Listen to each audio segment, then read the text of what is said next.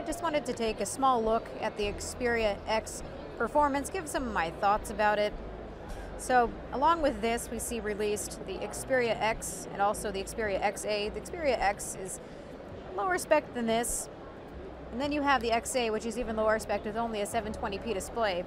So this is the highest ender, the performance. The Snapdragon 820 SoC is inside of this.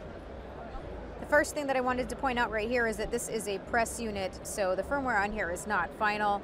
And also, I wasn't able to install some applications on it, such as some benchmarking applications. They just don't want you to do that right now. And supposedly this has a fingerprint sensor, but when I go underneath the settings for lock screen and security, I'm not seeing that option here, although on the floor I did see it having that option, although I wasn't able to test it.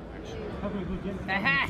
So I found the Qualcomm booth where there is a Sony Xperia X, and I can test out the fingerprint sensor over here. So I'm happy to report that it seems to work pretty well. So maybe they've improved it since the Xperia Z5, because fingerprint sensor was a train wreck on the Xperia Z5. So that's nice. So we're just gonna look at this a little bit. The thing is that this device really confuses me, just like it's confusing everyone else. I don't know what this is supposed to be. Is this supposed to be a replacement line to the Z series? It just feels like a very repackaged Z5 to me.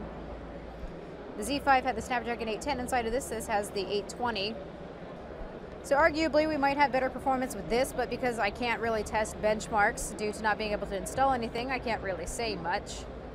But we can at least look around it a little bit. Here we have a Galaxy S6. You can see for size-wise, it is a really nice size. We've got a 5-inch IPS display on this. So this has a 1080p display.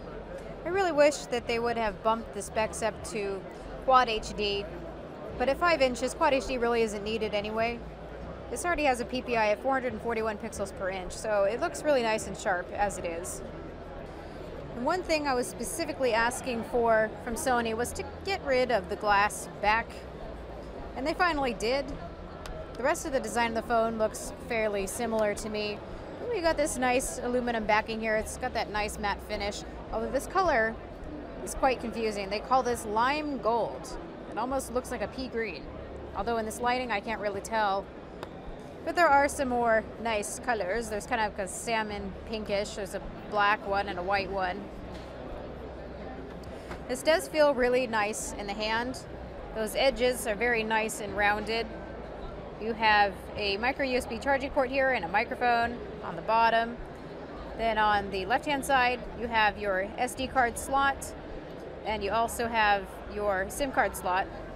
On the right-hand side is the dedicated camera execution key. You have the volume rocker, you have your power button, and also it has a fingerprint sensor. On the top is a standard headphone jack and also another microphone. Now on the back we have a 23 megapixel camera, f2.0 aperture lens. Now oddly, I have not been able to see any 4K recording mode, so this doesn't seem to be able to record in 4K, although you can record 1080p at 60 frames per second. You have a single LED flash. Really not sure why there is no 4K. 4K, no 4K. Well, the Xperia Z5 had some overheating issues with 4K anyway. On the front here is a 13 megapixel camera. That's nice to have a 13 megapixel camera on the front.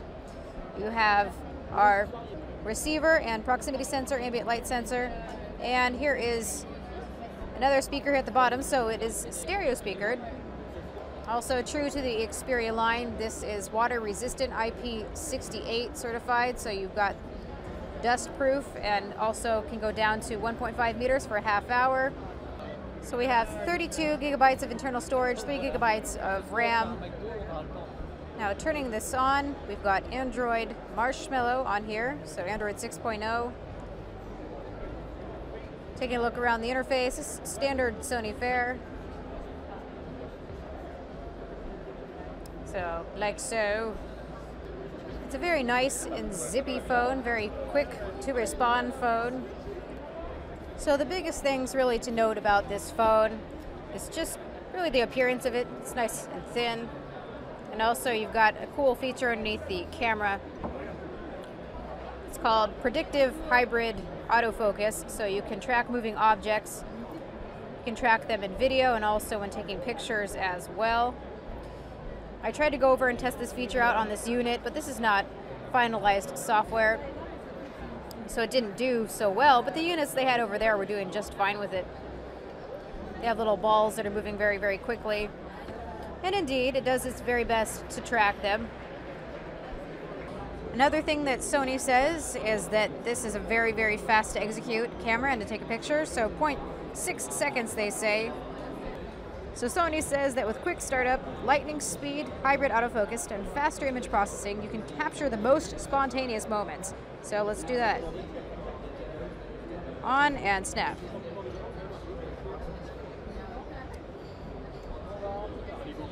So is that in focus? So it looks a little bit soft. How does it know what it's looking at anyway? You can turn off the ability to snap the picture as soon as you touch this camera button so that you can do it yourself, but just to execute it, it's very, very nice and fast. It's kind of bugging out on me. All right, let's do this, see how fast that goes. So you can see that it did catch that there in the background. Yeah, that's pretty cool. One more time. Yeah. Let's go. Okay? Yes.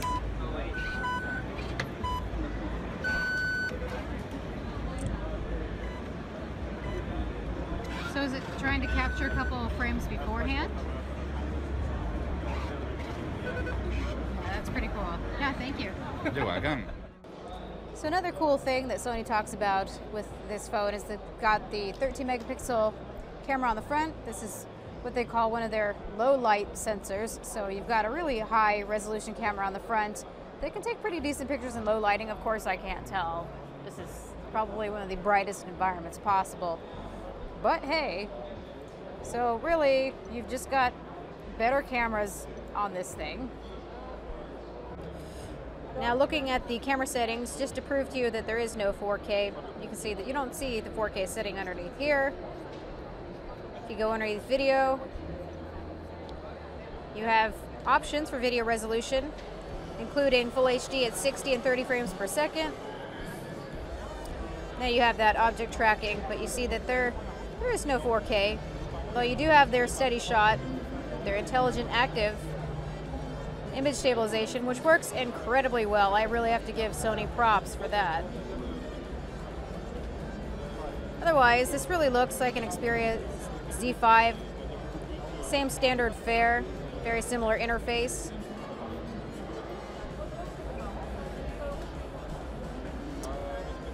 There's not too much to show here because of that. I am happy to see that this is performing nice and smoothly. On the Xperia Z5, I had the premium to test. The camera software was really pretty sluggish. Right now, it seems to be all right. Seems to be pretty quick to me. So we'll have to see how that holds up over time. So pardon my confusion, but I'd be curious to hear what you guys think about this device. I think that it certainly looks nice.